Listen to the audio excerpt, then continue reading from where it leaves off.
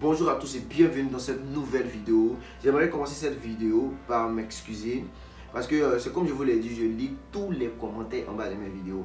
Et ma dernière vidéo que j'ai postée, j'ai lu beaucoup de commentaires de personnes qui disaient que en fait le son en arrière-plan de ma vidéo était vraiment haut. Ce qui fait que voilà, ils n'arrivaient pas à mieux m'entendre et tout. Donc je m'excuse par rapport à cela. Et aussi, il y a certaines personnes qui m'ont écrit sur Instagram et sur mes autres réseaux sociaux pour me dire que c'est le confinement et tout, tout le monde est à la maison, donc c'est le moment pour toi de nous produire assez de vidéos et tout. Ouais, sachez que pour moi ça ne change rien. Parce que si vous regardez derrière là, vous allez voir, voilà, moi je suis en télétravail, donc je travaille depuis la maison. Donc je me réveille, je travaille comme si je partais au travail habituellement, ça ne change absolument rien pour moi. Mais c'est comme je vous l'ai dit, à chaque fois que j'aurai l'opportunité de faire une vidéo, je vais vous en faire, ne vous inquiétez pas. Donc en fait, dans cette story time là, vous allez retenir beaucoup de leçons. Parce que voilà, la vie est faite de leçons. Mais après aussi, vous allez apprendre que femme, quand femme veut te faire du mal, même le diable, il s'assoit comme ça et puis il prend bic et cahier pour prendre les notes. J'ai souffert. L'histoire commence par une fille qui s'appelait Emmanuela, dans mes années encore de broutage et tout ça. Et j'ai connu Emmanuela sur Facebook. Je vais vous dire tout de suite que Emmanuela, c'est une belle fille, genre jolie, bien, tranquille, mon genre quoi. Donc j'ai commencé à causer avec Emmanuela sur Facebook et tout. Et j'étais sur le point de la draguer. Je ne l'avais pas encore draguée. Et elle est tombée malade et elle m'a dit, voilà, je suis malade et tout, comme ça, comme ça. Et moi j'ai proposé, je lui ai dit, ok, quand est-ce que je peux venir te saluer? Vous voyez, genre, histoire de me jouer les gentlemen.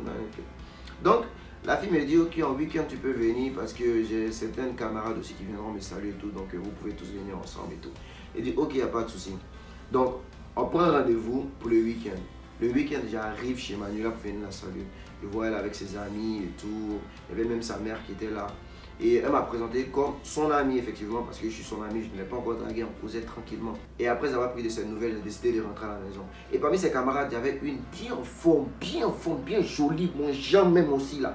La fille est en forme de... Hey, Seigneur. Voilà, elle m'a demandé, ah mon frère, toi tu es dans quelle commune? Je suis à Bobo. Elle a dit, ah ok, je pensais que tu partais vers la Riviera, comme ça au moins tu allais me déposer en partant. André, vois-tu? On m'a dit, non, moi je ne peux pas la Riviera, je suis à Bobo. Je dis, ok. Pour rappel, la petite en fait, la fille en fait, elle habitait à Bobo. Donc je pars à Bobo. Donc j'arrive à Bobo et quelques heures plus tard, je me rends compte que quelqu'un vient m'ajouter sur Facebook. Je regarde, je vois c'est la meuf en question. Quelle meuf? On va l'appeler Christelle. C'est la fille en question qui avait proposé que je la dépose en route, pensant que je partais à Riviera. Par ailleurs, Cocody en fait c'est une autre commune d'Abidjan. Et Riviera fait partie de Cocody. Moi j'étais à Bobo, dans une autre commune. Voilà. Donc après avoir accepté la demande d'amis de Christelle, elle envoie un message en mode genre hey, voilà c'est Christelle, on s'est rencontrés chez Emmanuela et tout. Et elle dit ah ok, y a pas de souci, t'inquiète pas, je me rappelle de toi en fait. Elle me dit sinon c'est comment, on dit quoi ça va. On a commencé à discuter, on a commencé à échanger tranquillement et tout. Et il s'avérait que le lendemain, moi je devais partir à Cocody, je devais partir à la Riviera là-bas pour partir déposer un document chez mon oncle. Alors je lui ai dit ouais moi, ça va et par ailleurs même demain je dois arriver vers chez vous là-bas et tout comme ça. Elle me dit ok, si tu es là, tu me dis comme ça on va se voir, comme ça on va prendre un café ou bien un truc. Donc le lendemain j'arrive à la Riviera, effectivement je lui envoie un message sur Facebook, elle me répond, elle est pratiquement tout le temps en ligne sur Facebook. Elle me répond, elle me dit ouais, on dit quoi? Je dis ouais, moi je suis à la Riviera ici et tout, j'ai fini de faire ce que j'avais à faire, je m'apprête à rentrer. Elle m'a dit non ne rentre pas, attends, je vais t'envoyer quelque part, on va aller manger. Ok. La meuf vient me trouver, m'envoie quelque part, on s'en va, on mange, tranquille et tout. Donc je rentre à la maison et tout. Et pour vous dire la vérité, la fille c'est une fille plutôt cool. En fait, en plus d'être belle, élégante, elle a la forme, tout, genre mon genre quoi. Elle est cool encore pour mettre dessus, voilà. Donc on a commencé à discuter, causer et on a commencé à jouer à un jeu question-réponse. Genre elle me pose une question sur ma vie, je réponds et tout, tranquille. Et moi je lui ai demandé, qu'est-ce que tu penses de moi en fait? Elle m'a dit en fait je suis une personne plutôt sympa, tranquille, qui est comme ça, comme ça. Elle a commencé à genre, comment dire, m'apprécier au fait. Donc ça me faisait rire en fait, je rigolais, elle me demandait pourquoi tu rigoles et tout. Et je lui ai dit non, ça me fait rire en fait. C'est la première fois que quelqu'un me dit ce genre de choses en fait, directement comme ça. Elle me dit non, en fait moi je ne sais pas caché, je t'ai trouvé plutôt sympa, tranquille. Je dis ok, il n'y a pas de souci. Donc ça la fille me demande, ça te dirait qu'on se voit une autre fois? Je dis ok, il n'y a pas de souci. Et moi j'étais aussi enthousiasmé parce que je voulais la voir encore. La fille, elle est vraiment bien. Donc, on a pris rendez-vous 3 jours plus tard. 3 jours plus tard, c'est elle qui est venue à Bobo. Voilà, et on est parti s'asseoir dans un coin, dans mon coin fétiche où je vais manger actuellement mon poulet. parti là-bas, on a mangé et tout. Après, elle est rentrée à la maison. Et quand elle est rentrée à la maison, je l'ai draguée. Je lui ai envoyé mes message, je lui ai dit, ah franchement, tu me plais réellement et tout. Voilà, moi je veux que tu sois ma copine, je veux qu'on sorte ensemble et tout ça. Et elle a accepté. Mais c'est là que mon malheur va commencer. Oh oh, merci. Donc après avoir accepté d'être ma copine, on se disait, je t'aime, bonne nuit bébé, tu me manques mon amour et tout. Et on a décidé de se voir une semaine plus tard. Et quand le jour est arrivé, elle m'a dit moi de venir chez elle à la Riviera. Donc je quitte à Bourg, je vais à la Riviera. J'arrive là-bas, la meuf me dit ok, j'habite pas loin d'ici. Parce que là où je suis descendu, c'est comme genre à son carrefour. Elle me dit qu'elle n'habite pas loin d'ici, elle habite à quelque part. Et elle aimerait d'abord me dire en avance que voilà, elle a l'intention de me présenter à sa mère. Mais what the fuck? Ça fait même pas 2 semaines on sort ensemble, m'a dit tu veux me présenter à tes parents. Moi, des parties du coup à tes parents, non. No way. Donc moi je lui ai dit direct que moi je ne veux pas qu'elle me présente à sa mère. Mais elle dit pourquoi? Dans ce cas, tu n'as pas des intentions sérieuses envers moi et tout. Il dit non, c'est pas une question de ça. C'est une question de principe en fait. Ça fait même pas 2 semaines on soit ensemble et tu veux me présenter à un moment. Et puis bon, c'est quoi la suite? Après 3 semaines, tu vas venir me demander un mariage ou bien je comprends le délai en fait. Elle me dit ok, il n'y a pas de pression, tranquille, ok, il n'y a pas de souci. Est-ce qu'on peut s'asseoir quelque part pour manger? Et bizarrement, elle a décidé d'aller s'asseoir dans un hôtel, dans resto-hôtel en fait. En bas, c'est un restaurant en fait. On a fini de manger, on a essayé de monter pour aller visiter un peu les chambres pour voir si la climatisation donne et si les effets psycho-négatifs de la climatisation ne vont pas affecter la situation socio-politique de la Côte d'Ivoire dans son ensemble. Bref, on a couché ensemble. Mais la bêtise que j'ai fait, c'est que, ouais, c'est pas dans mes habitudes de coucher avec une fille sans préservatif. Mais, j'avais préservatif en fait dans mon portefeuille. J'ai toujours un préservatif dans mon portefeuille. Mais, je sais pas ce qui m'a pris, j'ai pas utilisé. Donc, on a couché ensemble comme ça sans se protéger. Et je dois vous avouer que mon cœur battait un peu, genre, je suis parti à la maison. Quand je suis rentré, je lui ai demandé, elle dit quoi ça va, tranquille et tout. Et la fille, seulement 4 jours après, elle me dit qu'elle devait avoir ses menstrues. Elle ne les va pas. Elle dit non, d'abord dit, faut bien chercher, tu vas retrouver. Tu vas retrouver. Elle me dit sérieux Lamine, je n'ai pas mes menstrues. Elle dit non. Ah, non, pardon. À cause d'un coup. Oh, non, pardon. Il ne faut pas que tu me dises ça. Elle me dit écoute, si dans 1 semaine je n'ai pas mes menstrues, cela veut dire que c'est officiel. Je suis enceinte. Elle dit merde. Et moi je suis un gars comme j'aime tout planifier à l'avance. Elle lui a dit attends, allons sur une base de tu es enceinte, on fait comment? Elle me dit on fait comment? J'accouche et puis tu es père et puis bon, voilà quoi. Il a dit écoute, moi je vais te dire un truc, moi je suis pas un lâche. Moi je vais prendre mes responsabilités si jamais tu veux garder. Mais je vais te dire la vérité, actuellement je suis même pas encore prêt pour être père. Ah là là là là là, ici même pas encore prêt pour être père. Donc c'est à toi de décider, mais s'il te plaît, je t'en supplie. Si tu veux qu'on enlève ça en même temps, moi je vais te donner de l'argent. On va partir enlever la grossesse et tout. Si on doit faire curettage, on doit faire je sais pas quoi. On va partir enlever la grossesse. Mais si tu veux garder, et c'est vrai, il va prendre mes responsabilités, mais franchement, je ne suis pas encore prêt pour être père. Elle me dit, on va voir ça au moment venu, tout ça. Oh, pendant tout ce temps, elle dit, chaque matin qu'elle me réveille, je lui envoie un message. Premier message, c'est pas bonjour. Hein. Tes menstrues sont venues maintenant. Tes menstrues sont venues maintenant. Chaque jour, c'était comme ça. Je dis que je ne dormais même pas bien. 7 jours se sont écoulés. 1 semaine a passé. J'ai demandé à la fille, voilà, on fait comment? Elle me dit, écoute, je suis enceinte. Voilà, c'est comme je t'ai dit, moi j'ai l'intention de garder la grossesse parce que je t'aime et il n'y a rien de plus merveilleux que voilà, avoir un enfant avec une personne qu'on aime. Il dit, mais toi, tu es sûr que moi je t'aime. Parce que je vais te dire la vérité. Hein? C'est vrai, tu me plais bien. Tu vois, toutes les relations commencent comme ça. Et puis au fil du temps, voilà, on développe certains sentiments en fait qui viennent renforcer ce qu'on a déjà. C'est ça qu'on va appeler l'amour. Mais tiens, on est déjà au début, au début seulement. Elle me dit, écoute, moi en tout cas, je m'en fous de ce que toi tu peux bien penser. Mais moi je t'aime et moi je vais garder la grossesse. Mais t'inquiète, quoi? Ouais, et je connaissais une de ses amies, j'ai écrit à sa camarade pour lui expliquer la situation. Sa camarade a dit ok, elle va essayer de lui parler. J'ai dit à sa camarade, elle a essayé de lui parler pour convaincre la fille en fait d'enlever. Elle m'a dit, elle va essayer, elle a dit écoute, si tu arrives en fait comment dirais-je, à convaincre la meuf de retirer la grossesse, moi je vais te donner 200 euros. 130 000 francs c'est en fait. 200 euros. La fille m'a dit ok, il n'y a pas de souci. 2 jours après, Christelle vient. Elle m'a dit écoute, il n'y a pas de souci, elle réfléchit, je trouve que voilà, on doit enlever la grossesse et tout. Et sa camarade m'écrit, elle me dit, tu vois, j'ai fait le travail tranquille, j'attends mon argent. J'envoie l'argent sur Orange Money. Je dis ok, tu veux enlever, on va enlever. Maintenant, tu as besoin de combien pour enlever la grossesse? Je ne vais pas vous dire la somme. La fille m'a demandé une somme vraiment. Je lui ai dit ok, il n'y a pas de souci. Par moi, il ne sait pas, hein, la somme qu'elle a dit, elle ne sait pas si c'est pour si c'est pour faire affrontement d'éléphant, mais bon, je ne suis pas dans une situation où ça je peux négocier ou bien que je peux parler de ça vraiment. Donc je dis ok, il n'y a pas de souci. Ce qu'on va faire, je vais t'envoyer l'argent sur Orange Money. Tu vas faire. Elle me dit ok, j'envoie l'argent parce que moi j'étais toujours dans mes trucs de broutage, donc j'avais pas mal d'argent, j'avais économisé pas mal d'argent. Je lui envoie de l'argent. Après, elle me dit que écoute, le docteur dit que pour ma situation est un peu délicate. Donc on a besoin de plus d'argent. Pourquoi? Parce que d'après elle, elle est épileptique. Et pour les épileptiques, s'ils essaient d'enlever la grossesse, il faut qu'on le fasse de façon spéciale. Sinon, elle va faire une crise et c'est pas, elle risque de mourir. En tout cas, moi quand j'entends mort comme ça, mon cœur bat. L'argent c'est quoi devant la mort? Je te dis, ok, le docteur demande combien? Elle me dit, je prends l'argent, je lui envoie encore.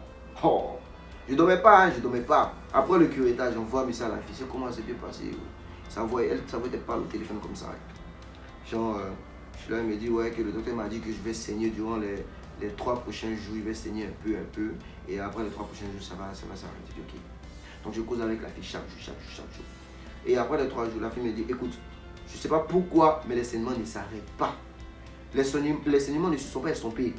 Donc, il y a un problème, et puis je saigne gravement, ils sont en train de perdre tout mon sang et tout. Et dit, ok, écoute quoi, va à l'hosto, hein, va à l'hôpital, hein, ils vont t'ausculter, ils vont voir ce qu'il y a fait. Et je vais payer la facture, t'inquiète. La fille s'en va à l'hôpital. Et pas dans n'importe quel hôpital, elles sont dans une clinique privée là. Attends, nous tous on connaît Coco est réputé pour être cher.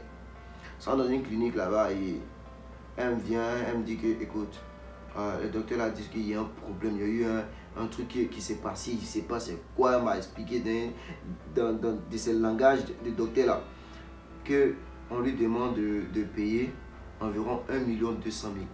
Vous vous rendez compte? 1 200 000, ça fait 2 000 euros. Hein.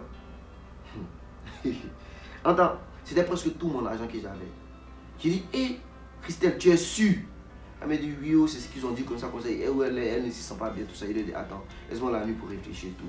Mais tu as réfléchi comment? Elle dit qu'ils sont dans une situation, je dis, mais c'est pas, il dit, donne-moi la nuit pour réfléchir. La nuit, la fille m'appelle. Elle est en train de pleurer, genre, que ouais, ils ne sont pas bien, pourquoi? Il dit, bon, retourne à l'hôpital là-bas. Moi, je vais venir là-bas. Elle me dit, t'as pas besoin de venir, maman, on va m'accompagner comme ça. Envoie-moi l'argent et tout. Il dit, demain matin, la première heure, je t'envoie l'argent par Orange Money. Le lendemain matin, c'est que je file. J'envoie l'argent par Orange Money. Donc, la fille, là-bas, je lui envoie un message, c'est que ça va, elle me répond pas. Mon cœur battait, tout ça. Il dit, je ne dormais pas. Après, la fille m'appelle, elle me dit, ouais, ça va mieux et tout ça. Elle est toujours à l'hôpital et tout. Je dis, ok, il n'y a pas de souci. J'attends encore. Le lendemain, la fille m'envoie un message encore qu'il a des complications. On dit qu'ils vont l'évacuer dans une autre clinique, dans une autre commune, à Makori. Hein? Dans ma tête, je me dis, mais attends, j'ai tué enfant des gens qui m'a dit même de dire à la fille même d'enlever la grosse ici, là, je pleure comme un gamin. Ah. La fille après m'envoie un message, elle me dit que, écoute, ma maman a eu une carte d'assurance santé, je sais pas quoi là, donc 80% des frais sont couverts, tu dois payer 20%. Et 20% c'est combien? Environ 1000 euros que je dois payer, c'est ça qui fait 20% des frais. De 500 000 que la fille m'a demandé. J'ai dit que moi, je n'avais pas 500 000. Alors j'ai vendu mon téléphone. Il y avait un smartphone qui venait de sortir là. J'ai vendu 2 de mes chaussures. J'ai volé l'argent du vieux. Par ailleurs, papa, si tu es en train de regarder cette vidéo, c'est une publicité. Merci de passer. Merci. Finalement, j'ai pu obtenir l'argent que j'ai envoyé par Orange Money à la meuf. Donc, j'ai fini de lui envoyer l'argent. Je lui ai envoyé mes messages. Je lui ai demandé si elle avait reçu. Elle m'a dit, ouais, elle a reçu comme ça, que les docteurs sont en train de s'occuper d'elle et tout. Et la nuit, pendant ce temps-là, il y avait quelque chose que nous appelait Move-in. C'est-à-dire, c'était comme un bonus des abonnés d'un réseau qu'on appelle Move. En fait, à partir de 23 h, vous pouvez vous appeler, c'est gratuit. Et je reçois l'appel de la meuf en fait que je voulais draguer premièrement, c'est que je n'étais pas devant qui était malade là, Emmanuela. Maintenant, elle m'appelle, mais allô, que toi maintenant, associé Christelle, t'es arrivé, ma camarade là. Je dis, ah, tu vas devoir m'excuser, mais actuellement là, c'est trop de problèmes, pardon. On va parler de ça une autre fois et tout ça. Elle rit. Elle dit non, c'est pas drôle en fait. Qu'actuellement, elle est en train de traverser une situation là, franchement. La meuf rit, elle me dit, hé, toi, est-ce que tu sais que Christelle est en train de jouer avec toi? Elle n'est pas malade, elle n'était pas enceinte ici. Je dis, quoi? Tu parles quoi? Tu me racontes quoi? Elle me dit, si, elle n'est pas malade, elle est en train de bouffer ton argent. Toi aussi, tu es bête, tu es en train d'envoyer l'argent, tu ne peux même pas venir la croiser, mais venir voir comment son état est. Je lui ai dit, mais c'est parce qu'elle m'a dit qu'elle était avec sa mère et je ne voulais pas arriver là-bas, face à moi, on va m'étrangler. Elle dit, je t'ai dit en même temps, elle n'est pas truc malade ici. Tout l'argent que tu es en train de lui donner, là, tu es en train de faire le show, ses camarades ici. Eux se moquent de toi seulement. Hein? Oh, j'ai appelé, truc en même temps, Christelle. Elle a décroché avec sa voix pâle. Allô. Et dit, écoute, Emmanuela vient de m'avouer en fait que tu n'es pas malade du tout, du tout. Tu n'étais même pas enceinte. Christelle, faut me dire que c'est faux. Elle a raccroché. Elle n'a même pas eu le cran même de démentir, même de discuter. Non, elle a raccroché. Il était déboussolé. Il lui a envoyé au moins 1 million de messages ce jour-là. Moi, il n'aime pas trop le truc, comment dirais-je, les textos, mais aïe aïe. Je lui ai envoyé 1 million de messages, elle ne m'a pas répondu. Hein? Et vous dire, jusqu'à aujourd'hui, moi, je n'ai pas vu un truc comme les cristals de mes yeux, comme je ne l'ai pas vu. Mais, vous savez, une partie de moi était soulagée du fait que je n'ai pas fait passer la fille là par toutes ces étapes-là. Tout ce qu'elle me disait, ouais, mon ventre me fait mal, je n'arrive pas à dormir, tout ceci. Ouais, j'étais soulagé en fait du fait que l'argent c'est rien en fait. Mais elle m'a pris pour un tocard même. Parce que même 3 mois plus tard, on m'a dit qu'elle sautait avec un jeune d'une commune d'Adjamé. Il vivait le parfait amour et tout ça. Bon, moi, de toute façon, il n'y a pas de souci avec ça. Vu que c'est pas comme si c'était mon grand amour, je l'aimais ou non. Et 6 mois plus tard, j'ai appris qu'elle est enceinte du gars en question. Et aux dernières nouvelles, elle a accouché, elle n'est plus avec le mec. Malgré le fait que sa grossesse n'était pas réelle. Vous savez, je regrette en fait de lui avoir demandé d'enlever la grossesse. Parce que je me mets à sa place, je suis une meuf et que l'homme que j'aime me demande d'enlever ma grossesse. Je ne sais pas si je vais le prendre d'un bon pied en fait. Voilà. On va donc terminer cette vidéo en beauté avec un proverbe syrien qui dit Tanaoula malakucha, maoula kucha. Ça veut dire en fait, frappez, l'on vous ouvrira. Demandez, l'on vous donnera. Mais faites l'amour sans préservatif et vous aurez les conséquences toute votre vie. Merci.